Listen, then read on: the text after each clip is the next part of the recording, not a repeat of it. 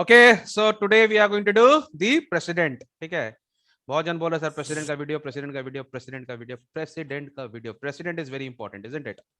So today we are going to do Yes. president. Okay, chalo, everybody is ready? Yes, sir. Yes, sir. Okay, chalo. तो ना president को seriously नहीं लेता ना, India में president को कोई सीरियसली नहीं लेता. If you don't take president seriously, I will send you to America. फिर देखो मजा. चलो, okay, so can you see the screen now, all of you? Yes, sir. Let me expand it a bit. Okay, so this is basically our syllabus. हम लोग का syllabus काफी reduced है. ठीक है, द प्रेसिडेंट का क्वालिफिकेशन करना है for election, composition of electoral college करना है, reason for indirect election, terms of office, procedure for impeachment. This we have to do. Apart from that power, उनके जो power, executive, legislative, discretionary and emergency. This is the syllabus which we have to do. Only the president में अपन को इतना ही करना है. Okay, so let us start. Doctor B R Ambedkar, all you know him, all of you know him. ठीक है, उन्होंने बोला था कि आप president is the head of the state but not the executive. He represent the nation but it does not rule the nation. Okay, बहुत ही true words है उनके, बी आर अंबेडकर जी के. ठीक है, वो बोल रहे हैं प्रेसिडेंट जो है वो हमारा हेड ऑफ द स्टेट है but he is not the executive. Executive का मतलब कि उनका काम नहीं है लॉ को, वो लॉ के वो हेड है पर लॉ को इंप्लाई करने का काम उनका नहीं है. वो नेशन को रिप्रेजेंट करते हैं पर नेशन को रूल नहीं करते. Why? Because the nation of India, हम लोग इंडिया की बात करेंगे, हम लोग का एक ठो पार्लियामेंट्री सिस्टम है ना, हम लोग का उसी सिस्टम से काम होता है. It is headed by the prime minister. Okay, so he is the head of the executive committee. ठीक है, तो president is the head of the executive, is also the head of the state and also the first citizen of the country.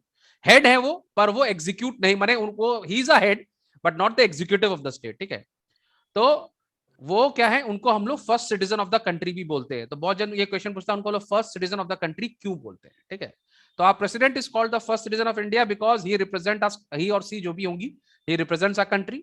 He और she is the head of the executive, legislature and judiciary. he or she is the head of the three arms of our government and also the head of our armed forces. जब emergency लगती है तो president ही हमारे head हो जाते हैं, तब prime minister हट जाते हैं. When there is a national emergency, war-like situation होता है, तो prime minister is not there anymore. The president is the head of the armed forces और वो हमारे देश को लीड करते हैं. Okay? So our constitution is a parliamentary system of government. Therefore, the president is to act on the advice of the council of ministers with the prime minister at the head. This is very important कि president वही करते हैं जो उनको prime minister करने के लिए बोलते हैं. Okay, so he act on the advice of the council of ministers. तो जो काउंसिल ऑफ मिनिस्टर्स है वो किसकी बात सुनता है? प्राइम मिनिस्टर की. तो प्रेसिडेंट किसकी बात सुनेगा? प्राइम मिनिस्टर की ही बात इनडायरेक्टली वो सुनेंगे. ठीक है, क्वालिफिकेशन क्या होना चाहिए? Should be the citizen of Pakistan. ठीक है ना? हाँ क्या Sir, obviously India. India की बात चल रही है. चलो, he should be the citizen of India, complete the age of 35 years. He is qualified to become a member of the Lok Sabha, should not hold an office of profit, and the presidential candidate will have to be proposed by 50 members of the electoral college and seconded by another 50 members. Now this is very important. पहले क्या था ना, ये बहुत relaxed था. ठीक है, anybody can stand for the president's election. ठीक है, उसके तो माने कोई भी आदमी प्रेसिडेंट के इलेक्शन के लिए खड़ा हो जाता था. There would be lot of members out there. ठीक है, lot of candidates out there. तो अभी हमने थोड़ा सा स्ट्रिंजेंट कर दिया इसको. सो नाउ वी से अगर आपको प्रेसिडेंट बनना है तो सबसे पहले आपका नाम 50 members of the electoral college. Electoral college comprise करता है एमपीज और एमएलए के लिए. ठीक है, इलेक्टोरल कॉलेज माने जो प्रेसिडेंट को चूज करते हैं. ठीक है, हम लोग इसके बाद पढ़ेंगे composition of the electoral college भी पढ़ेंगे हम लोग. ठीक है, and seconded by another 50 members. तो तुम देख रहे हैं माने 50 आदमी पहले उनका नाम बोलेगा, yes we want this person to become the president. उसके बाद another 50 members should back him up, उसको सेकंड करना चाहिए. माने बेसिकली 100 लोगों का सपोर्ट होना चाहिए, 100 people from the electoral college का सपोर्ट होना चाहिए, तभी आप प्रेसिडेंशियल कैंडिडेट के लिए खड़े हो सकते हैं. इससे क्या फायदा होता है कि बहुत सारे लोगों का नाम हट जाता है. ठीक है, वरना क्या होता है, कोई भी खड़ा हो जाता है प्रेसिडेंट के कैंडिडेट के लिए. ठीक है, सो ये चीज अभी हमने थोड़ी स्ट्रिक्ट कर दी और हमने इसको रिमूव कर दिया. पहले बहुत इजी था, कोई भी खड़ा हो सकता था. नाउ अभी हम लोग बात करेंगे इलेक्टोरल कॉलेज क्या होता है. ठीक है, the president is elected by the members of N electoral college consisting of elected members of both house of the parliament and legislative assemblies of the state. ये बहुत इंपॉर्टेंट है, यहाँ पे याद रखना, यहाँ पे लेजिस्लेटिव काउंसिल्स नहीं है. ठीक है, बहुत सारे स्टेट में लेजिस्लेटिव काउंसिल भी होती है. फॉर एग्जांपल यूपी ना, ठीक है, जिसको हम लोग एमएलसी बोलते हैं। ठीक है, एमएलए क्या हो गया, मेंबर ऑफ लेजिस्लेटिव असेंबली, जो हमारे स्टेट का होता है। फॉर एग्जांपल वेस्ट बंगाल में एमएलए है, एमएलसी नहीं है। ठीक है, मेंबर ऑफ लेजिस्लेटिव असेंबलीज है, काउंसिल नहीं है। तो जो हमारे इलेक्टोरल कॉलेज में क्या होता है, दोनों हाउस ऑफ पार्लियामेंट माने लोकसभा और राज्यसभा तो होता ही है। ठीक है, and legislative assemblies of the state. इसके बाद एक और इंपॉर्टेंट आएगा जो मैंने आगे लिखा हुआ है, in accordance with the system of proportional representation by means of single transferable vote। ये समझाना थोड़ा सा क्या नाम है, ये बहुत ज्यादा इलेबोरेट करके समझाना पड़ेगा, and it is not needed in our syllabus, so we are not going to do that. Only आप लोग याद रखेंगे, ये तीन चीज याद रखेंगे आप। क्या इलेक्टोरल कॉलेज क्या होता है, the elected member of both house of the parliament होना चाहिए, माने लोकसभा राज्यसभा के सारे मेंबर्स जो हैं वो इलेक्टोरल कॉलेज में है। ठीक है, जो वोट देंगे। समझ में आ रहा सबको, माने जितने भी लोकसभा के मेंबर है, जितने भी राज्यसभा के मेंबर है, दोनों को ऐड कर दो, वो इलेक्टोरल कॉलेज में कंसिस्ट करेंगे। Number 1, the elected member of the legislative assemblies of the state, not the council. Okay, तो जितनी भी स्टेट के लेजिस्लेटिव असेंबलीज के जो मेंबर है उनको भी ऐड कर लो। ठीक है, तो वो भी एक तो इलेक्टोरल कॉलेज बनाएंगे। An elected member of each union territory possessing a legislative assembly. ठीक है, तो यूनियन टेरिटरी के, ये भी एक इंपॉर्टेंट पॉइंट है, दिल्ली एंड पुडुचेरी जो है, वहां पर जो हमारे वहां पे लेजिस्लेटिव असेंबली है, ठीक है, वो यूनियन टेरिटरी है और उसमें लेजिस्लेटिव असेंबली है, तो उनके भी मेंबर को आप ज्वाइन कर लो। ये तीन चीज को आपको याद करना होगा। ठीक है, तीन चीज का क्या याद रखेंगे, both house of the parliament, very easy to remember. ठीक है, legislative assembly of the state, not the council, बार बार बोल रहा हूं, legislative assembly of the council नहीं। या फिर आप बोल सकते हो कि दिल्ली और पुडुचेरी की जो लेजिस्लेटिव असेंबली है उनके मेंबर्स, आप ऐसे भी बोल सकते हो उसको, क्योंकि उन दोनों में ही है। ठीक है, तो उनके मेंबर को भी हम जोड़ लेंगे, इन सबको ऐड करेंगे तो ये हमारा इलेक्टोरल कॉलेज बन जाएगा। अंडरस्टूड। अब इसके 50 मेंबर्स, इस जो कॉलेज है इसके 50 मेंबर्स, पहले उनका नाम नॉमिनेट करना चाहिए, उसके बाद 50 मेंबर्स को सेकंड करना चाहिए। अंडरस्टूड, तभी वो इलेक्शन में खड़े हो सकते हैं। Okay, weighing of the votes. हाँ, जो इलेक्टोरल कॉलेज है उसमें nominated member of Rajya Sabha and state assembly क्यों नहीं इंक्लूड करते हैं? राज्यसभा तो है नहीं, nominated members both the houses है, दोनों में नॉमिनेटेड है, वो तो सब नॉमिनेटेड ही तो है ना। नहीं, बुक में लिखा हुआ है। हाँ, इलेक्टेड मेंबर्स, हाँ, नॉट द नॉमिनेटेड मेंबर्स, जो प्रेसिडेंट नॉमिनेट करता है। हाँ, 12 मेंबर्स, 12 प्लस 2, अब तो 2 नहीं होता, अभी 12 मेंबर्स है, उनको नहीं किया बिकॉज दैट इज, वो तो प्रेसिडेंट के फेवर के है ना। ठीक है, ये अच्छा पॉइंट तुमने यहाँ पे क्लियर कर दिया, क्योंकि वो तो they will favour the president kind of. ठीक है, for example if the president of India chooses me as a Rajya Sabha member, तो ऑब्वियसली मैं तो उनको थोड़ा सपोर्ट करूंगा ही ना, तो थोड़ा सा यहाँ पर इसी के लिए हम उसको बायस हो जाता है। ठीक है, वेइंग ऑफ द वोट का भी एक तरीका होता है, कैसे। हाँ बोलो सर। मैं तो ये पूछ, मतलब इनके जो इलेक्टोरल कॉलेज है, जो मेंबर्स हैं, ये फिक्स्ड होते हैं या आगे पीछे होते रहते हैं? ऑब्वियसली आगे पीछे होंगे ना, जैसे लोकसभा के जो मेंबर्स होते हैं वो तो जैसे हम लोग के मैक्सिमम कितने हो सकते हैं, 550 है ना, पर अभी तो 550 है नहीं ना, कम है। ठीक है, तो ये थोड़ा सा चेंज हो सकता है। 550। ठीक है, पहले 552 तो मैक्सिमम हमारा स्ट्रेंथ, लेकिन हम लोग के अभी 545 है शायद। ठीक है, तो 5 तो ऐसे ही कम हो गए। ठीक है, तो इसका value of N MLA vote क्या होता है, total population of the state of union territory divided by the total number of elected members into 1000 करेंगे। तो ये फॉर्मूला हम लोग को जरूरत नहीं है, so we are not discussing it. इसको करने के लिए पूरा मेरे को एग्जांपल, पहले मैंने पूरा यहाँ लिखा हुआ था, पर मैंने उसको अभी हटा दिया, डिलीट कर दिया, बिकॉज नॉट नीडेड, तो बेकार का कंफ्यूज करने से कोई यूज नहीं है। ठीक है, इसमें एक बात फिर से याद रखना, इलेक्टेड मेंबर बहुत इंपॉर्टेंट है। ठीक है, जैसे यहाँ पे उत्कर्ष ने उसको अच्छी बात निकाल दी, इलेक्टेड मेंबर्स और नॉमिनेटेड मेंबर में फर्क है। ठीक है, क्या नाम है, यहाँ पर जो हमारे राज्यसभा है वहां पे सिर्फ इलेक्टेड मेंबर्स नहीं होते, वहां नॉमिनेटेड मेंबर्स भी होते हैं ना। ठीक है, जैसे nominated by the president. Okay, चलो नाउ एक क्वेश्चन ये आ रहा है कि हम लोग प्रेसिडेंट को इनडायरेक्टली इलेक्ट क्यों करते हैं, डायरेक्टली इलेक्ट क्यों नहीं करते, माने हम उनके लिए वोट क्यों नहीं करते। जैसे प्राइम मिनिस्टर के लिए जब इलेक्शन होता है लोकसभा में, तो क्या नाम है, एक वोटिंग होती है, तो प्रेसिडेंट के लिए वैसी वोटिंग नहीं होती ना, प्रेसिडेंट इनडायरेक्टली इलेक्ट होता है through electoral college. Any reason why? क्योंकि वो फिर सर दो तीन चीज, पहला तो if the president is chosen opposite party then he will become the rival to the prime minister and the council of ministers, एक वो पॉइंट है। और कोई? बार बार इलेक्शन कराने से It will organize become very करना पड़ता expensive. है Yes, और it will become very काफी expensive. Right, right. अच्छा सकता है। Yes. देखो सबसे बड़ी बात ये है ना, पब्लिक का सपोर्ट बहुत इंपॉर्टेंट चीज होती है। अगर पब्लिक का सपोर्ट जिसको होगा वो ज्यादा पावरफुल होगा, ठीक है। तो अगर प्रेसिडेंट के लिए हम इलेक्शन कराएंगे तो जो प्रेसिडेंट जीतेगा वो डेफिनेटली पब्लिक के सपोर्ट से जीतेगा, है कि नहीं, क्योंकि पब्लिक उनके लिए वोट करेगी। तो इसका मतलब वो बहुत ही ज्यादा पॉपुलर मैंडेट मिलेगा उनको, ही will become a popular man, ठीक है। और जो हमारे प्राइम मिनिस्टर होते हैं वो हो सकता है कि उतने माने वो जीत जाते हैं इलेक्शन, लोकसभा के मेंबर बनते हैं, फिर वो अपने पार्टी के भी प्रेसिडेंट होते हैं, तो पार्टी उनको नॉमिनेट करती है।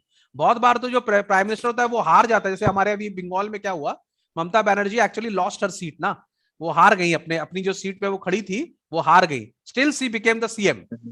ओके, इसका मतलब क्या हुआ, लोग तो उनको जिस जगह से वो खड़ी हुई थी इलेक्शन पे, वहां के लोगों ने तो उनको हरा दिया, माने she was not a popular there, she was not a popular candidate वहां पर, तभी तो सी लॉस्ट, ठीक है, but still she became the CM. Okay, वो कैसे बनी, और उसके लिए एक तो सिस्टम होता है, फिर वो इलेक्शन में दोबारा इलेक्शन हुए अलग जगह पे, वहां पर वो खड़ी हुई, दैट इज अलग सिस्टम है वो, ठीक है।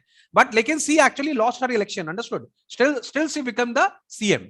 तो पीएम भी अपनी जो कॉन्स्टिट्यूंसी है वहां से हार सकते हैं, लेकिन क्योंकि उनकी party, for example Rahul Gandhi, ठीक है, अगर वो अपने इलेक्शन में खड़े वो हार गए, ठीक है, लेकिन उनकी पार्टी के वो प्रेसिडेंट है या पार्टी ने उनको चूज किया, तो still he can become the PM, but he won't be a popular candidate then. और प्रेसिडेंट जो जून के आएंगे वो तो डायरेक्ट पब्लिक के सपोर्ट से आएंगे, so he will become more powerful.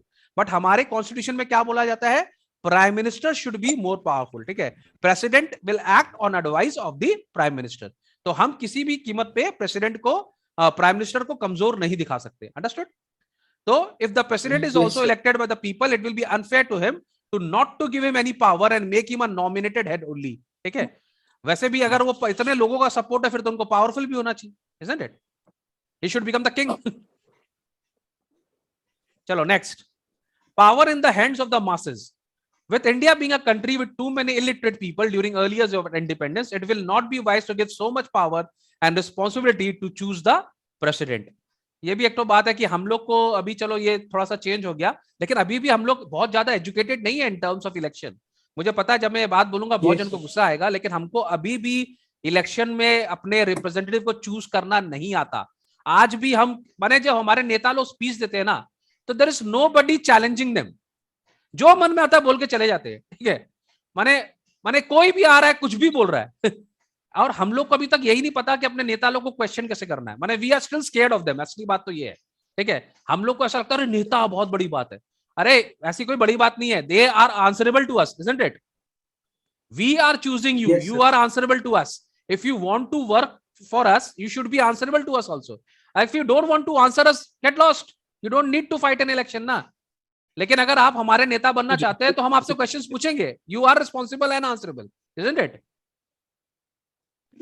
अभी तक हमारे अंदर ये कल्चर नहीं आया है, अभी तक, ये सही बात है, हमको अभी तक, देखो हमारे घर की लेडीज लोग के बारे में मैं बोलना चाहता हूँ। जनरली हमारे घर की लेडीज लोग जो होती हैं, वैसे तो अभी काफी चेंज हो गया, लेकिन वो लोग क्या करते हैं, पापा लोग से पूछते हैं कहाँ वोट देना, पापा बोलते हैं यहाँ दे दो, दे देती है, ऐसे ही तो होता है मेरे घर में तो अभी ऐसे ही होता है ना। My mother doesn't actually, my mother asks my father क्या देना है, दे दो, तो दे देते हैं। तो ये क्यों है, बिकॉज अभी भी हम लोग को थोड़ा सा इग्नोरेंस है, हम लोग अभी भी पावर ऑफ द वोट नहीं जानते, and ladies should come up. अभी तो लेकिन काफी चेंज हो गया, नाउ तो हैव बिकम वेरी एक्टिव, अभी तो बहुत चेंजेस हो रहा है, लेकिन ऐसा होता था एक टाइम पर, ठीक है। तो अभी भी हम लोग को इलेक्शन में कैसे वोट देता है ये नहीं आता हम लोग को, ठीक है। तो हम लोग इतना पावरफुल किसी को बनाना नहीं चाहते, ठीक है। Number 3, electoral machinery. It would be difficult to provide an electoral machinery for election in which millions of people would have to participate. अब जैसे प्राइम मिनिस्टर का इलेक्शन होता है, वो क्या होता है, वो अलग अलग फेजेस में होता है, अलग अलग उसमें होता है ना, पहले यहाँ हो गया, फिर मैंने हम उसको डिवाइड कर सकते हैं। प्रेसिडेंट का तो एक ही बार में होगा क्योंकि एक ही आदमी के लिए हो रहा है, तो इतना ज्यादा हमारे पास मशीनरी नहीं है उनको टेक्नोलॉजी, और इतना ज्यादा हमारे पास अभी कैपेसिटी नहीं है कि हम उनको इलेक्ट कर सके, ठीक है। और दोबारा इलेक्शन, ऑलरेडी एक इलेक्शन, प्रीएम का इलेक्शन बहुत एक्सपेंसिव होता है और it takes consumes lot of time. अभी भी देखो यूपी का इलेक्शन हो रहा है, तो यूपी में सारा चीज ऊपर नीचे हे वायर हो गया ना। सो इलेक्शंस एक्चुअली कंज्यूम टाइम, और सारा गवर्नमेंट अगर इलेक्शन ही करते रहेंगे तो काम कब करेंगे, ठीक है। तो कभी हम लोग के म्युनिसिपल कॉर्पोरेशन का इलेक्शन हो रहे हैं, कभी हमारे ग्राम पंचायत के इलेक्शन हो रहे हैं, हमारे स्टेट के इलेक्शन हो रहे हैं, फिर हमारे यूनियन के इलेक्शन हो रहे हैं, फिर प्रेसिडेंट के इलेक्शन होंगे, तो देश काम करेगा कि इलेक्शन करेगा, ठीक है। कितने इलेक्शंस करवाएंगे हम, ठीक है। तो loads of time, energy and money would be involved in a direct presidential election, and it would not be fair to for a nation to undergo two massive elections, and he should be elected by dignified electoral colleges. Understood? समझ में आ गया? ये सम of the reason था। Terms of office सबको पता है, the president holds office for a term of 5 years and is eligible for री election. आप 2 बार भी इलेक्ट हो सकते हो, ठीक है। फॉर एग्जांपल हमारे जो पहले प्रेसिडेंट है राजेंद्र प्रसाद जी, वो 2 बार साइमल्टेनियसली इलेक्ट हुए। यहाँ पर रॉन्ग स्पेलिंग है, राजेंद्र प्रदेश लिखा है। ओ ऐसा हो गया क्या? ऐसा हो गया, ऐसा कैसे हो गया? Okay let us do it. Rajendra का भी ये क्या ले नहीं रहा है ना, लेकिन प्रसाद को मार्क नहीं किया, इसको कर दिया। चलो हमारे क्लरिकल एरर्स होते रहते। चलो resignation, he may resign by writing to the vice president which has to be communicated to the speaker of the Lok Sabha. वो अपने आप रिजाइन कर सकते हैं और यहाँ पर उनको वाइस प्रेसिडेंट को अपना रेजिग्नेशन देना पड़ेगा, क्योंकि जो ये इमीडिएटली अंडर होते हैं उसके उनके, समझ में? उनसे ऊपर तो कोई है नहीं। Now it's a very important topic, impeachment. क्या होता है इम्पीचमेंट का मतलब? So remove the president from office. Procedure of removal. Procedure of removal, ठीक है।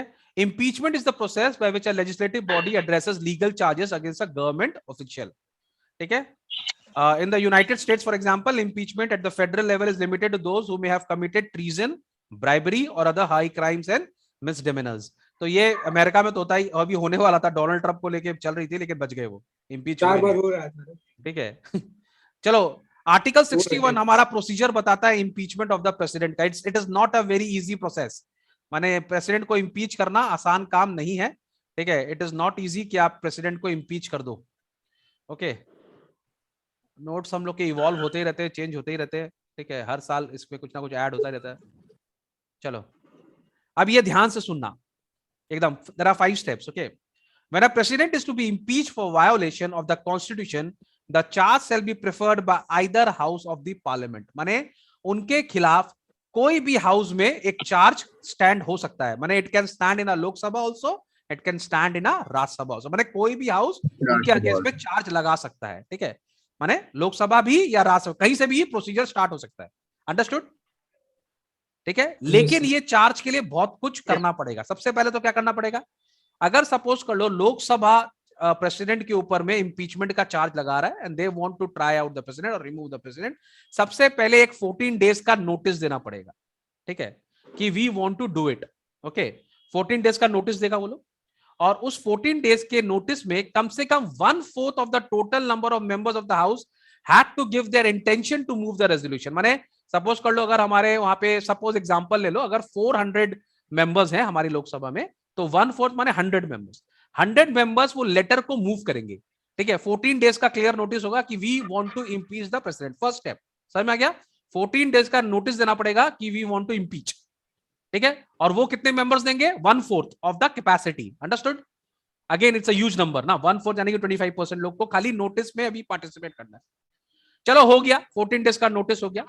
उसके बाद उस नोटिस को हम लाएंगे ऑफिस में लाएंगे वहां पर, और उसके ऊपर में वोटिंग होगी, ठीक है। सपोज कर लोकसभा में पास हो गया, अब लोकसभा में वोटिंग होगी। That such resolution has been passed by the majority of not less than 2/3 of the total members of the house. अब 2/3 ऑफ द हाउस के जो मेंबर है वो उसमें रेजोल्यूशन लेंगे कि हमको पास कराना है। समझ में आ रहा बात को? अगर हम 2/3 ऑफ 300 लेंगे तो कितना हो जाएगा? 200, है ना।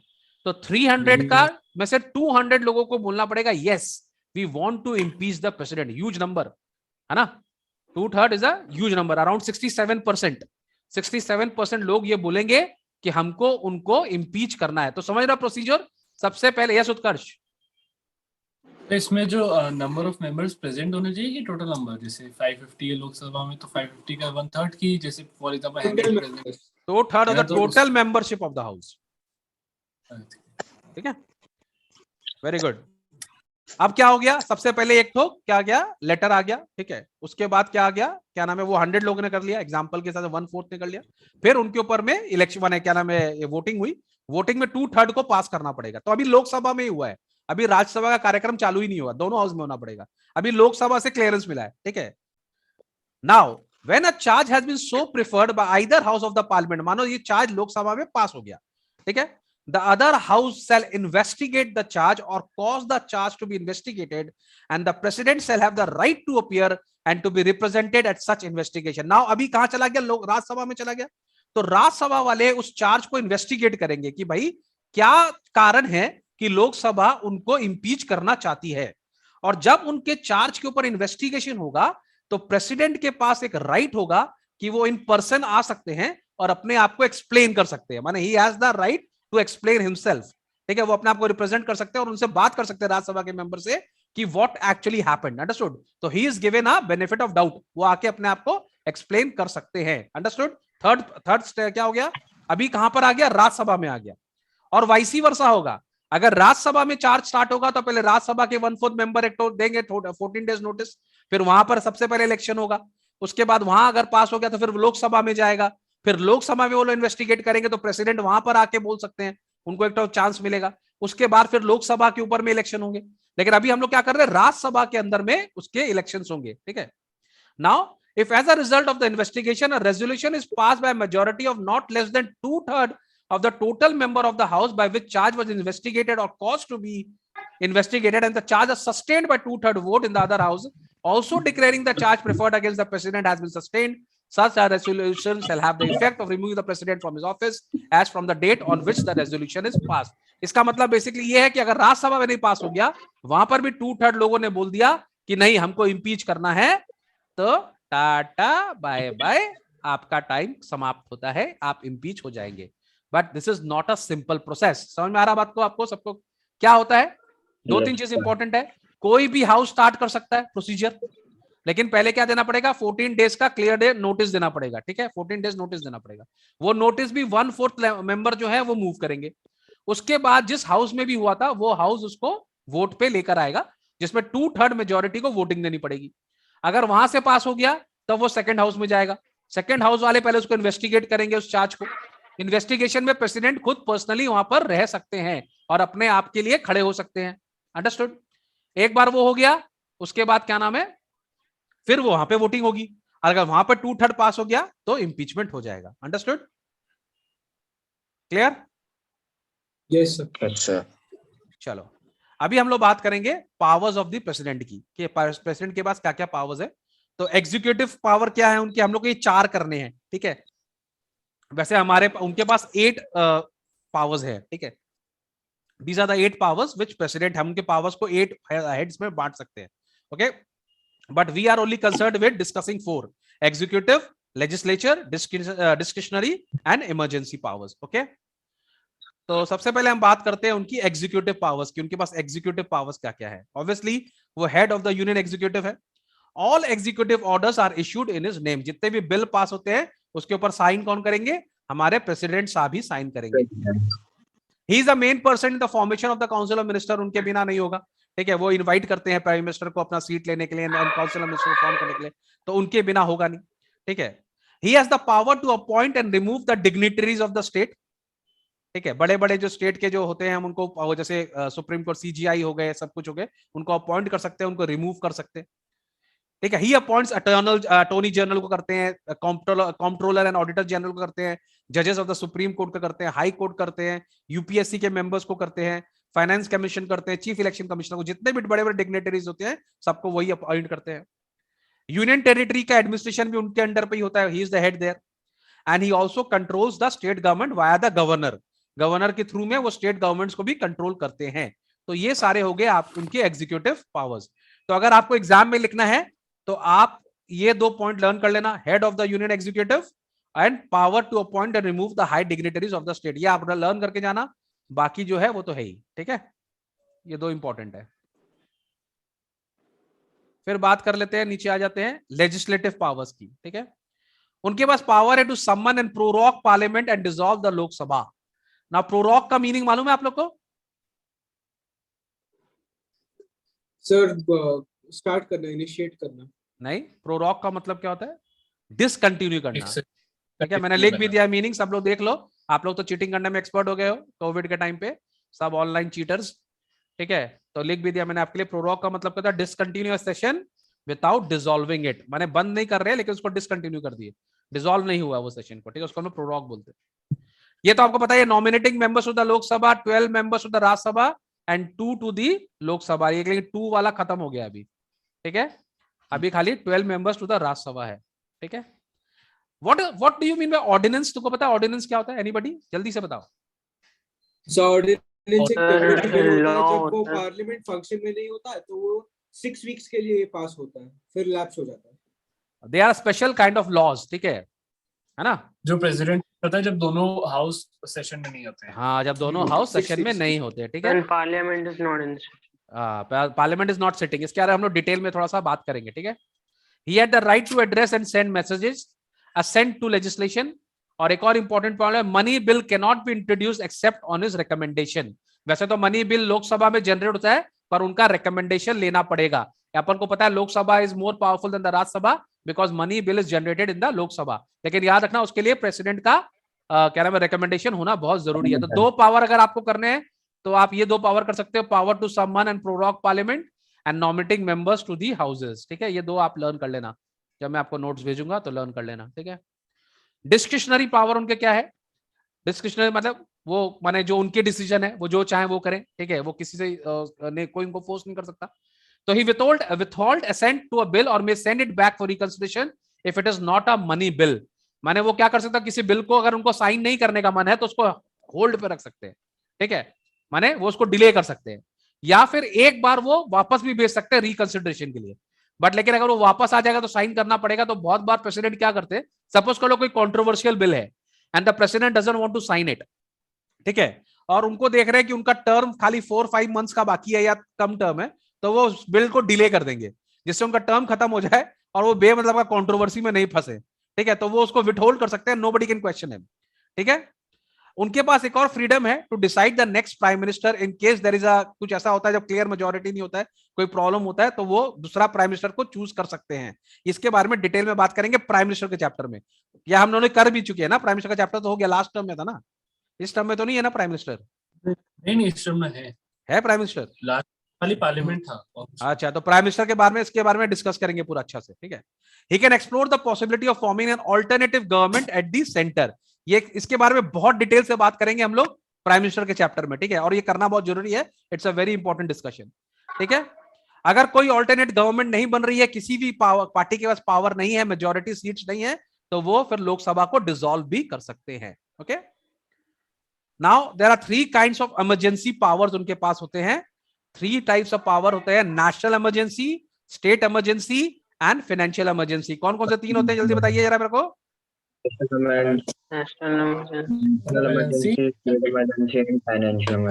अभी यूक्रेन में कौन सा इमरजेंसी होगा? Sir national emergency. और रशिया में? रशिया में फाइनेंशियल इमरजेंसी होगा उनका। वैसे उनका भी नेशनल इमरजेंसी है अभी, लेकिन उनका फाइनेंशियल इमरजेंसी भी लगने वाला है, ठीक है। तो national emergency whenever 2 states are at war, तो नेशनल इमरजेंसी लग जाता है, तो वहां तो प्रेसिडेंट ही है, उनका ही पावर चलता है, ठीक है। इंडिया में क्या होता है, इंडिया में तो हमारे प्रेसिडेंट के पास उतना पावर नहीं है, तो नेशनल इमरजेंसी क्या होता है, is imposed by the president on request by the prime ministers cabinet of ministers, okay. Article 352 हमारा इंडियन कॉन्स्टिट्यूशन का बोलता है, emergency can be called in an event of imminent danger to the national security due to armed rebellion या war of external aggression, ठीक है। अगर देश के अंदर कोई टेररिस्ट ऑर्गेनाइजेशन है जिसने पूरे देश के अंदर में माने पूरा ज्यादा कंट्रोल कर लिया हो, ऐसा हो नहीं सकता। जैसे हमारे श्रीलंका में हुआ था जब LTT कर रहा था, you don't know about it I guess, ठीक है, तुम लोग को नहीं पता होगा। तो एक टाइम पे श्रीलंका में ऐसा इंसर्जेंसी हो गया था, तब वहां पे नेशनल इमरजेंसी लगे था। या फिर अगर हमारा सपोज कर लो किसी बाहर की कंट्री से वॉर होता है, चाइना से या किसी से, तो नेशनल इमरजेंसी लग सकता है। स्टेट इमरजेंसी कब लगता है, जब स्टेट में बहुत ज्यादा गड़बड़ हो रही हो, ठीक है। When the state government collapses and the constitution machinery fails in a particular state, it can be imposed for a period of 6 months and can last only for 3 years with parliamentary consent required every 6 months. State emergency ये बहुत important है, आप एक बार में 6 महीना के लिए लगा सकते हैं, ठीक है, मैक्सिमम 3 साल के लिए लगा सकते हैं, लेकिन हर 6 महीने के बाद आपको पार्लियामेंट से कंसेंट लेना होगा, ठीक है। तो ऐसा नहीं है कि प्रेसिडेंट ने किसी को परमानेंटली स्टेट के ऊपर लगा दिया, ऐसा नहीं होगा। It can last for 6 months, maximum 3 years, और हर 6 मंथ के बाद आपको क्या करना पड़ेगा, आपको पार्लियामेंट से कंसेंट लेना होगा, ठीक है। उस केस में गवर्नर जो होता है वो प्रेसिडेंट का रिप्रेजेंटेटिव हो जाता है और स्टेट को गवर्नमेंट चलाते हैं, ठीक है। They become the most powerful person in the state. Financial emergency, as the name says, is imposed by the president if he reckons financial stability of the country is in danger, ठीक है। जब हम लोग को देखता है, हम लोग का फाइनेंशियल, जैसे अभी रशिया में हो रहा है, फाइनेंशियल इमरजेंसी है, ठीक है, पूरा कोलैप्स हो जा रहा है उनका क्या नाम है, करेंसी, तब हम लोग फाइनेंशियल इमरजेंसी लगा सकते हैं। तो 3 टाइप का है। तो ये हमारा सिलेबस कंप्लीट हो गया, लेकिन कुछ इंपॉर्टेंट चीज मैंने यहाँ पे लिख के रखी है जो आपको जाननी होगी और आपको समझ में आना चाहिए, ठीक है। We have a race against time, तो I am going little fast. Ordinance, do I need to explain? No sir. जल्दी से रीड करेंगे प्रत्यक्ष, फटाफट रीड करेंगे, जोर से और fast. Yes, sir. Ordinances are laws that are promulgated by President of India or the recommendation of Union Cabinet, which will have the same effect as an act of Parliament. They can only be issued when the Parliament is not in session. They enable the Indian government to take immediate legislative action. If there is an emergency and the Parliament is not in session, the government can imply an ordinance, ठीक है। But इसको जैसे ही session में आएगा parliament, वापस वहां पर जाना पड़ेगा, ठीक है। The ordinance should be laid as soon as the parliament reassemble. If they disapprove, it lapse. माने जैसे ही पार्लियामेंट, किसके माइक से आवाज हो रहा है, जल्दी बंद करो उसको। Hello. Yes. The ordinance should be laid as soon as the parliament reassemble. If they disapprove, it lapse. जैसे ही पार्लियामेंट आएगा, अगर उसको अप्रूव नहीं करेंगे, वो ऑर्डिनेंस खत्म हो जाएगा। सुजल का माइक है सर। सुजल प्लीज माइक को बंद करो। Yes. If it is not disapproved, it will automatically cease to operate at the expiry of 6 weeks from the reassembly of the parliament. अगर वो लोग अप्रूव नहीं करते हैं और पास कुछ नहीं करते हैं, तो 6 वीक्स के बाद अपने आप ही खत्म हो जाता है वो, ठीक है। तो देयर इज नो नीड, वो अपने आप ही खत्म हो जाएगा emergency. So it is a temporary major. Pardoning power होता है गवर्नमेंट प्रेसिडेंट के पास में, ठीक है, वो किसी को माफ कर सकते हैं, ठीक है। Where the punishment or sentence is by a court martial, where the punishment is for offense against the union law, in case of death sentence होगा तो पार्डनिंग पावर भी होता है, ठीक है। नॉमिनेटिंग मेंबर्स आपको पता है 12 मेंबर्स राज्यसभा में, ठीक है, और 2 members of the Anglo Indian community के थे, लेकिन अभी हट गया है, ओके। पहले था, अब नहीं है ये। तो 12 members to the Rajya Sabha from the field of literature. Mayank sir is from the field of literature, Mayank sir is from everywhere, ठीक है। नेक्स्ट, ये बहुत इंपॉर्टेंट है, right to address. The president addressed both houses of the parliament assembled together at the first session of each general election. जब भी नया general election होता है, नई पार्टी आती है, कोई नया सरकार बनता है, तो president both house of the parliament को माने एड्रेस करते हैं। एक बार हो गया। हर सीजन के कमेंसमेंट में प्रेसिडेंट आके एड्रेस करते हैं, हर सीजन, हर साल के कमेंसमेंट में। तो 5 साल गवर्नमेंट रहेगी तो 5 बार हो गया। तो अगर 5 साल की सरकार, तो प्रेसिडेंट बोथ हाउसेस को 6 टाइम एड्रेस करेंगे, ओके, 6 टाइम्स। वैकेंसी कब हो सकता है? अगर expiration of the term, reason of death, resignation, impeachment, ठीक है। कुछ हमारे प्रेसिडेंट, ये मैंने लिखा तुम लोग के लिए, चलो बस इतना तुम लोग याद रख लो, ठीक है। सो नाउ दिस, हम लोग का टाइम नहीं है, ठीक है। So this is president for you, okay. इसके बाद की क्लास में हम लोग वाइस प्रेसिडेंट भी करेंगे, ओके। चलो bye, keep studying, keep following the channel, keep subscribing. Subscriber बहुत कम है यार, 100K हो नहीं रहा, क्या हो रहा है सब? देश का कैसे चलेगा देश? हो गया था कैसे चलेगा? अप्रैल में बढ़ेंगे, देखिए।